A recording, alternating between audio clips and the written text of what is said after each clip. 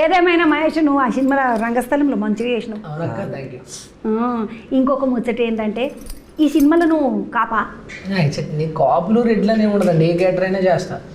అవన్నీ ఒక మిడికిపోను నేను కాపోను రెడ్డు నేను అట్లా అడగలేదు.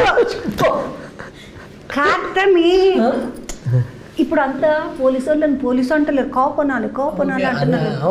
వాళ్ళేదో పోరలు అన్నారు కదా నేర్చుకుంటున్న ఇంగ్లీష్ భాష, నేను వచ్చి కోప అని అంటే నువ్వు కోప కాదు రెడ్డి కాదా అంటే పోలీస్ కాప్ అదే కాపురోలే, అదే మన మేడం కాదు పోలీసు రోలే, కానిస్టేబుల్ మేడం పక్కన సపోర్టింగ్ రోల్ డైరెక్టర్ గారు ఇచ్చారు, జాతర చేసాం. మంచి చేసిండా సతాంచిన మధ్యలో? మహేష్ బాగా చేసిండా బాగా చేయలేదా అని చెప్పే అంత కాదు, చాలా సినిమాలు చేసిండు ఆయన. రంగస్థలము, మహానటి ఇవన్నీ చిన్న సినిమాలు, పెద్ద సినిమాలు ఎట్లా చేసిండు అది. ఎంత కాసేపు కనబడినా స్క్రీన్ అల్లాలి చేయడు. మరి మన తండేలు తండేలు క్లైమాక్స్ మొత్తం అంత పెద్ద హీరో సినిమాలో క్లైమాక్స్ మొత్తం మనోడి మీద డిజైన్ చేసారంటే చిన్న విషయం కాదు. మొత్తం భుజం మీద మరి భుజం మీద వేసుకున్నాడు, అందుకని అప్పుడు జర దొడ్డుగా అయినట్టున్నాడు మలసనే అది కాదా తమ్మి ఆడని అదేమో లావయ్యా. అప్పుడు నేను కొంచెం లావు ఉన్నాను ఆ సినిమాలో. మోసి గుంజుకొచ్చి లాగింది అప్పుడు అది 76, ఇప్పుడు నేను 72.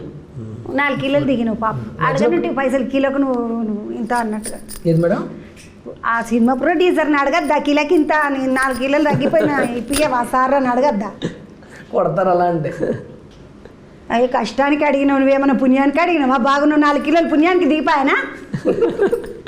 మీ ఆమె చెప్పదా ఈ ముచ్చట? తెలుసు. ఏం పేరు మీ అమ్మాయి పేరు? పావని. ఏం పావని అడగవా? నువ్వు రాకనే రాకు, ఇంట్లోకే రాకు, నువ్వు పైసలు మీద తీసుకొని రాకపోతే అని అనాల్సింది.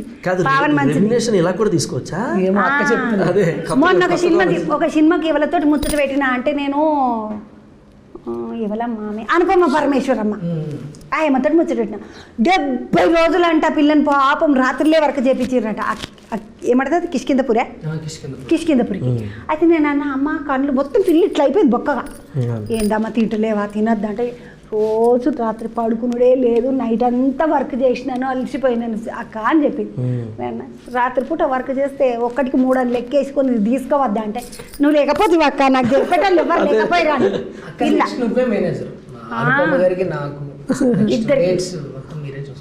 చూసుకుంటా పాటు మంచిగా ఏమంటది నీ ఇట్లాంటి ఇక నువ్వు చూసుకుంటా నా సినిమాలో అయిపోయా అన్నట్టుగా ఇచ్చినావు.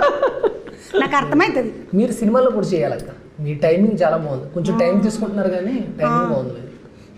ఏడ టైం తీసుకుంటున్నా? మరి టైమింగ్ బాగుంది అంటే టైం తీసుకుంటున్నా చిన్న టైం తీసుకున్నా అంటే నువ్వు ఇట్లా అనేసరికి నా ముఖంలో నాకు అది అర్థమైంది. ఒకటే పని మా ఊళ్ళో ఒక ముసలిది ఉంటుండే, మనం ఏమైనా ఇక నువ్వు ఇట్లా బాగున్నావు అక్కను బాగున్నావు అక్క నవరసాలు అట్లా అంటుండే ముసలిది. నాకు అర్థం కాకపోతుండే ఇది బాగున్నావా అని అడిగింది ఏమిటికి, మనం బాగున్నామని చెప్తే దీన్ని అడుగుడే పాపమా అనుకుంటుండే. అట్లా